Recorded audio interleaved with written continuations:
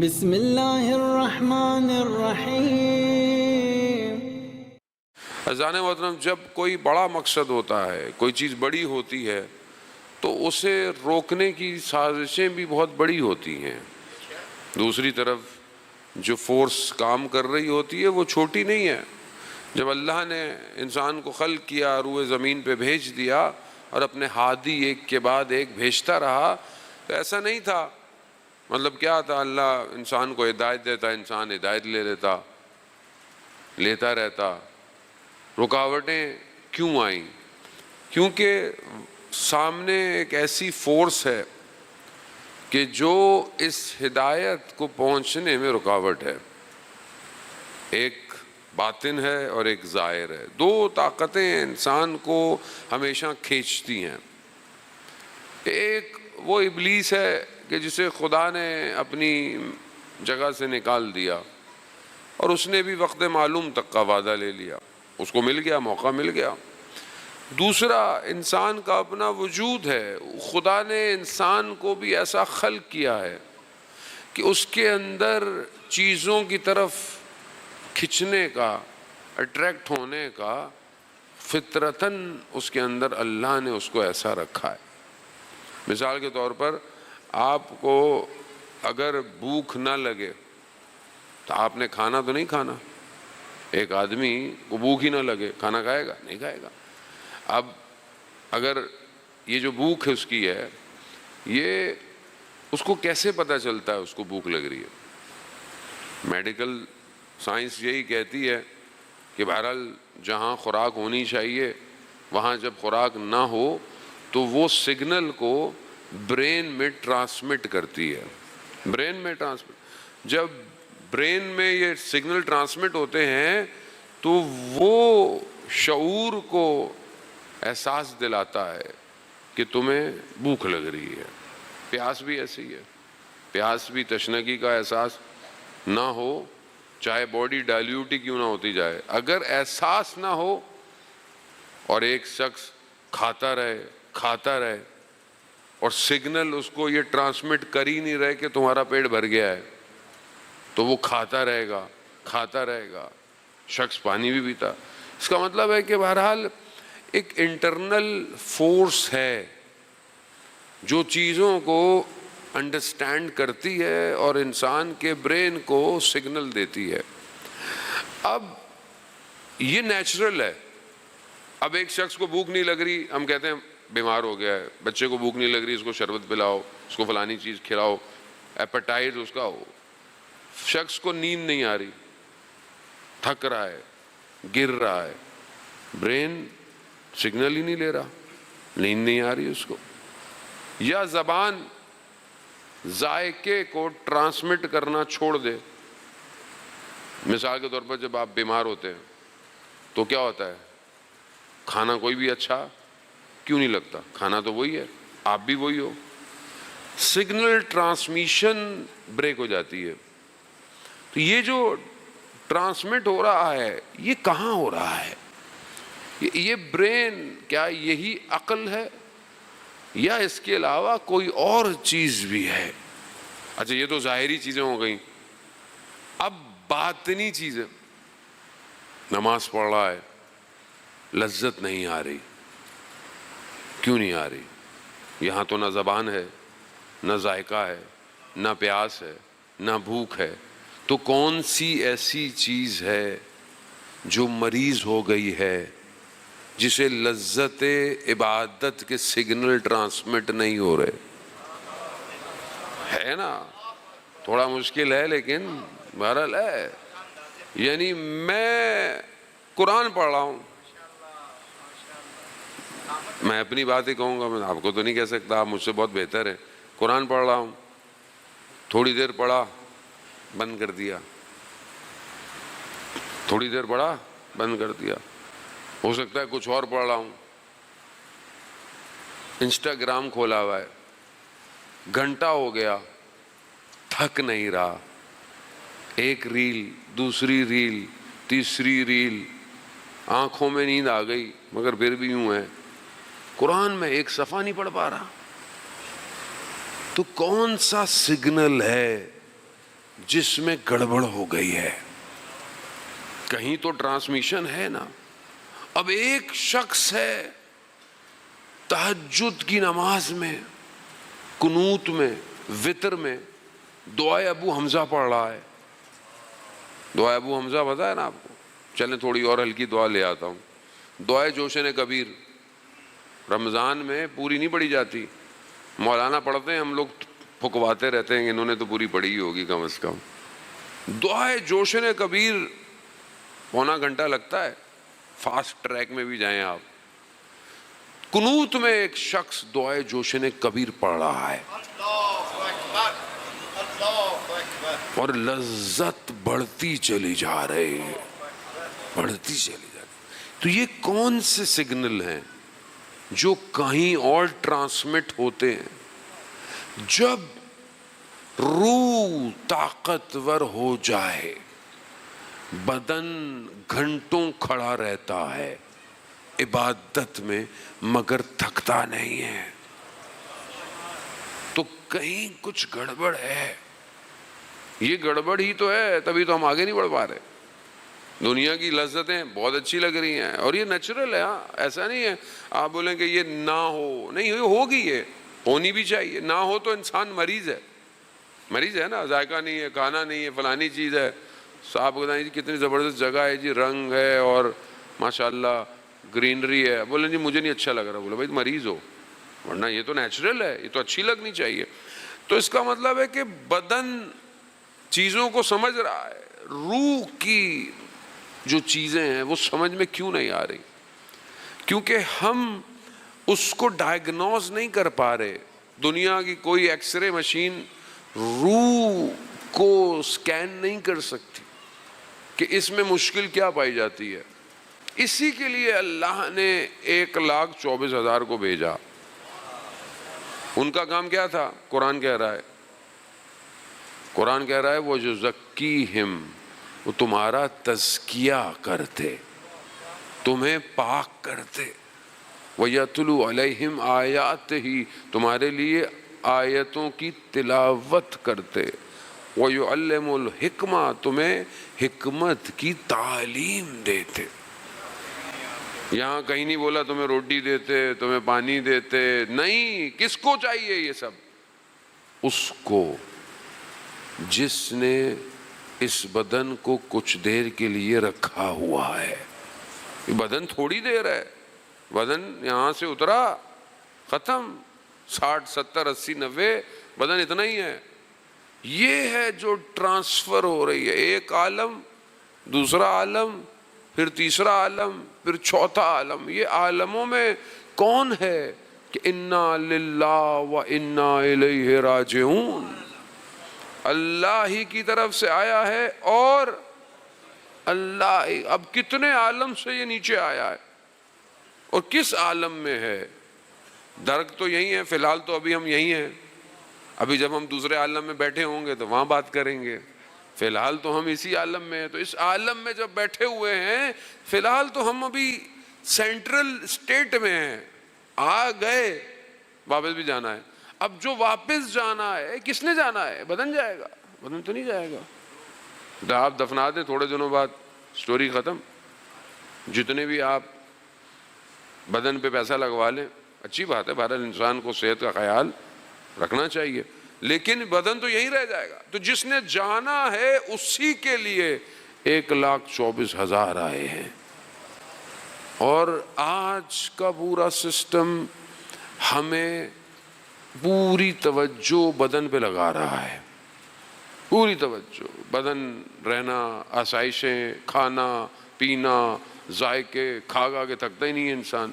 مولا متقیان حضرت علی ابن ابی طالب علیہ صلی علی محمد امام کیا ارشاد فرماتے ہیں کہ تم نے اپنے شکموں کو جانوروں کے لیے قبرستان بنا رکھا ہے. انسان تھک ہی نہیں رہا. کھانا بری بات نہیں ہے، کھائے انسان، لیکن کتنا کھائے، کتنا کھائے، اور کھا کر اینڈ ریزلٹ کیا چاہیے؟ جانے ہم خوراک اس لیے ہے کہ بدن اس کی عبادت کر سکے، اس کے لیے عبادت سب کچھ ہے، نماز نہیں ہے آپ نماز پڑھتے رہے نا، ہر کام، یعنی اللہ تیری میں نعمتوں کو استعمال کر رہا ہوں، کھانا پینا یہ سب تیری نعمتیں ہیں، میں ان کو استعمال کر رہا ہوں، اور پھر انسان خدا نخواستہ اسی کے لیے گناہ کرے، ایسی خوراک کا کیا فائدہ جو اس کو طاقت دے اور وہ طاقت کو خدا کی راہ کے بجائے خدا کے مقابلے میں گناہ میں صرف کرے، اور یہ چیز تو خود گواہی دے گی۔ تو اسی لیے جو مین فوکس ہے وہ روح ہے، روح، اور آج روحیں مریض ہیں، روحوں کا علاج نہیں ہے، کوئی اسکینر نہیں کر پا رہا، یہ کتنا منافق ہے، کوئی اسکین مشین نہیں بتاتی کہ اس کے اندر بکس کتنا پایا جاتا ہے، تہمت کتنی ہے، کینہ کتنا ہے، غیبتیں کتنی کرتا ہے، کوئی مشین نہیں ہے۔ کون اس چیزوں کو صحیح کرے گا؟ عقل جو کہ اللہ نے کمال کے لیے انسان کو دی ہے، یہ اندھیرا، یہ ظلمت ہے، تو دوسری فورس کو سمجھنے کی کوشش کریں، وہ جو دوسری طاقت اپنے پورے سسٹم کے ساتھ انسانیت کو ایک تاریکی اور جہل میں لے کے جا رہی ہے، وہاں پر صرف وہی نور ہے جو ولایت کا نور ہے۔ وہ نور اگر ولایت کا آپ کو مجھے نہ ملے، ہم ان تاریکیوں کو چیر نہیں سکتے۔ اسی لیے رسول خدا نے ارشاد فرمایا،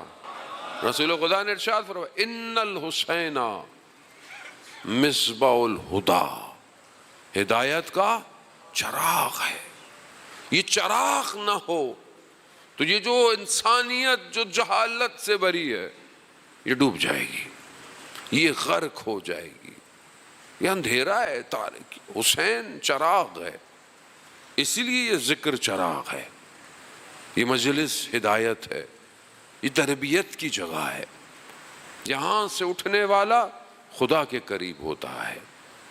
اس لیے عزیزان محترم، چند دن بہرحال میں نے آپ کو زحمت بھی دی، تکلیف بھی دی کہ عقل جو ہے نا یہ بہت امپورٹنٹ ہے، یہ روح اس کو سمجھنا بہت ضروری ہے۔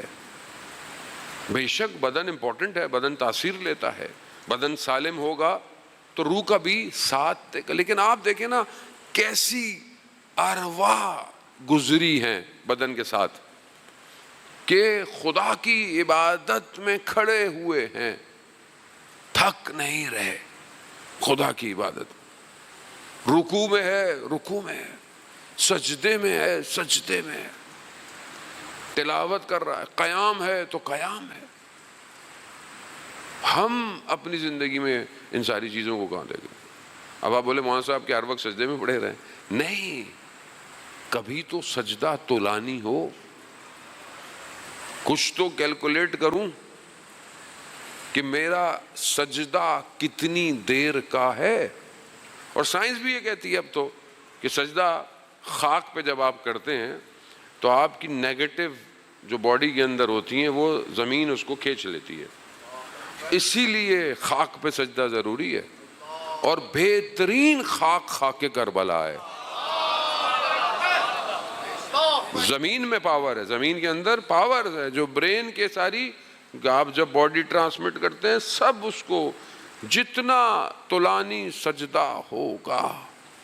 آیت اللہ غازی رضوان اللہ علیہ شاگرد کہتا ہے میں گھر آیا ملنے حجرے، دیکھا سجدے میں کھڑا رہا کھڑا رہا کھڑا رہا سجدے میں، میں چلا گیا سجدے میں۔ جب خالق کو کوئی پہچان جائے تو مخلوق جھکنا شروع ہو جاتی ہے۔ یہ میری زندگی میں ایسے ایسے عبادت گزار گزرے کہ جو پوری رات قیام میں گزار رہے، اور میں اٹھ ہی نہیں رہا، میرے سے تو میں تو اٹھا کے پبلک تھک رہی ہے، بیٹا اٹھ جاؤ نماز قضا ہونے والی ہے، اٹھ جاؤ، نہیں ابھی ٹائم ہے ابھی ٹائم ہے۔ کیوں؟ بدن بھاری ہے، بدن جب بھاری ہو جائے تو روح بلند نہیں ہو سکتی. روح کو بلند کریں تاکہ بدن اس کا ساتھ دے. بدن بہرحال سواری لے کے سفر کر رہا ہے لیکن روح ہی کمال پر عزیزان محترم پہنچاتی. اسی لیے اللہ نے اس کی خوراک کے لیے اپنا خود انتظام کیا ہے. آج روحیں پریشان ہیں. آپ دیکھیں نا جوان آج کے معاشرے میں کیوں مشکل میں؟ کیونکہ اس کی روح کی خوراک جہاں سے چاہیے اس کو مل نہیں رہی. تو وہ آپ دیکھیں بدن تو سب کے ویسے ہی ہیں. اب تو خیر بدن بھی ریبورٹ ہو گئے ہیں. بچے لیپ ٹاپوں میں بیٹھ کے ویسے ہی ہو گئے, سر جھکے ہوئے, ہل نہیں رہے. برائلر مرغی کھا کے آدمی ویسے بھی نہیں ہلتا, ویسے ہی بیٹھا ہوا ہے آدمی. اب سوچ, خوراک, نگاہیں, بات ہی نہیں ہو رہی پبلک سے, بات ہی نہیں. میں بعض جوانوں کے ساتھ بیٹھتا ہوں سوال ہی نہیں کر پاتے. ذہن مایوس ہو گیا, دب گیا بدن, روح. اب روح کو صحیح خوراک نہیں ہے تو آپ دیکھیں ڈرگس معاشرے میں کتنی عام ہو گئی ہے. لوگ سمجھتے ہیں کہ شاید نشہ کرنے سے انسان کو تسکین ملتی ہے. تسکین کدھر ہے؟ اور انسان اپنے آپ کو غلط چیزیں, غلط معاشرے کے پاس سکون نہیں ہے. دنیا سکون دے بھی نہیں سکتی. اگر اطمینان چاہیے, اگر سکون چاہیے, قرآن میں ہے. قرآن کیا کہتا ہے؟ الا بذکر اللہ تطمئن القلوب. آگاہ ہو جاؤ, اللہ ہی کا ذکر اطمینان دے سکتا ہے. اطمینان دے سکتا, اسی کا ذکر اطمینان. جتنا آپ خدا سے دور ہوں گے, آپ دور ہو رہے ہیں, خدا پھر بھی دور نہیں ہو رہا. خدا تو وہیں ہے. خدا کسی جگہ پہ تھوڑی ہے. خدا کہاں ہے؟ خدا کہاں ہے؟ عقل ادراک کر سکتی ہے, دیکھ نہیں سکتی. عقل دیکھ نہیں سکتی, عقل ادراک کر سکتی ہے. دیکھنا کام قلب کا ہے. قلب اور سپرلیٹو ڈگری ہے عقل کی بھی. اگر قلب کے بارے میں پڑھنا ہے تو پھر آپ جو ہے وہ اردو میں کتاب ترجمہ ہو چکی ہے, پرانی کتاب ہے قلب سلیم, شاید دستغیب ہی کی کتاب ہے. قلب جو ہے وہ ایک ہائیسٹ لیول ہے. اسی لیے حدیث قدسی ہے کہ پروردگار نے ارشاد فرمایا, میں کسی چیز میں سما نہیں سکتا سوائے قلب مومن کے. سوائے, اس کا مطلب قلب دیکھ سکتا ہے. عقل دیکھ ادراک کر, عقل کا کام ادراک. اسی لیے قرآن نے عقل کے صیغے کو کئی دفعہ استعمال کیا ہے. عقل کو اپنی اپلفٹ کریں تاکہ پھر آپ خود تجزیہ تحلیل کر سکیں کہ معاشرے میں دنیا میں ہو کیا رہا ہے, میری ذمہ داری کیا بنتی ہے. دنیا آپ کے سامنے ہے, حق اور باطل واضح ہو چکا ہے. باقی سب الجھنے, سب جو ہم جن چیزوں میں الجھے ہوئے سب الجھنے, اور دشمن پوری طاقت لگا کر عقلوں کو سلانے کی کوشش کر رہا ہے. آپ کی انرجی کو ایکسٹرا ضائع کرنے کی کوشش کی جا رہی ہے. مذہب کے نام پہ, سیاست کے نام پہ, قوم کے نام پہ, ملکوں کے نام پہ, جو جہاں پھنستا ہے اس کو پھنساتے رہو. فرقوں کے اندر اور فرقے اور آپس میں اختلاف, اصل مقصد سے دور ہو جاؤ. مگر ابھی انشاءاللہ کہ امام زمانہ عجل اللہ تعالی فرجہ صلی محمد امام تشریف لے آئیں, تو آپ سوچیں کہ ہم امام کے پاس کیسے جائیں گے. امام بولے, امام ہی کی اطاعت ہے نا, جب امام آئیں گے تو امام ہی کی اطاعت ہوگی. پھر یہ تھوڑی ہوگی کہ فلانا گروہ یہ بول رہا ہے, فلانا گروہ یہ بول رہا ہے, انجمنیں یہ کہہ رہی ہیں, نوا خان یہ کہہ رہے ہیں, مولانا یہ کہہ رہے ہیں. مطلب یہ آپ کریں گے مولا کے سامنے؟ تلوار بہت تیز ہے مولا کی, بہت تیز ہے. تو وہاں تو آپشن نہیں ہے, وہاں تو صرف اطاعت ہے. اور حدیث ہے جب کوفہ میں امام اپنے مسند پہ آ کے بیٹھیں گے, کچھ بیان کریں گے, ان کے بیان کرتے لوگ ایسے بھاگیں گے جیسے بھیڑیں بھاگتی ہیں. کیوں؟ کیونکہ ہمیں عادت ہی نہیں عقل کی گفتگو سننے کی. ہم تو وہی سننا چاہتے ہیں جو پہلے سے سنایا جا رہا ہے. نئی بات مولانا نئی بات کر رہے ہیں, یہ کون سی نئی بات لے آئے؟ ایسا اس لیے بہت امپورٹنٹ ہے اپنے آپ کو آج کی اس تاریکی اور جہالت جسے دنیا ماڈرنائزیشن کہہ رہی ہے, یہ ماڈرنائزیشن نہیں ہے. یہ کیسی ماڈرنائزیشن ہے کہ کتے کی تو قیمت ہے, انسان کی کوئی قیمت نہیں ہے. یہ کیسی ماڈرنائزیشن ہے؟ یہاں پر صرف ایک طبقہ, ایک گروہ اپنے آپ کو سمجھتا ہے, باقی انسان نہیں ہے.